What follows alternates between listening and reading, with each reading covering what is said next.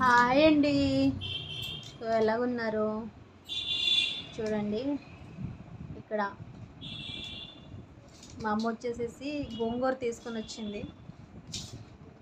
ఈరోజు మార్కెట్ కదా, Saturday market. అక్కడికి వెళ్ళేసి గోంగూర తీసుకొని వచ్చింది. చాలా రోజులు అయింది తినలేక.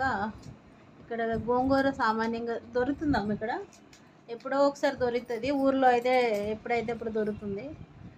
సో తీసుకొని వచ్చింది బజార్కి తొందరగా వెళ్ళేసి. ఇవన్నో ఇంకా ఇవి అరటికాయలు కూర వండమంటుంది అమ్మ. ఈ రెండు తీసుకొని వచ్చింది, క్లీన్ చేస్తుంది. ఇప్పుడు పులుసు లేకపోతే గోంగూర పప్పు ఏదో ఒకటి వండుతాము. సో అదే చెప్తుంది అమ్మ, దీనికి హిందీలో ఏమంటారు, ఇంగ్లీష్లో ఏమంటారు. హిందీలో కూటీగా సాగ్ అంటారంట. మరేమో నాకు తెలియదండి.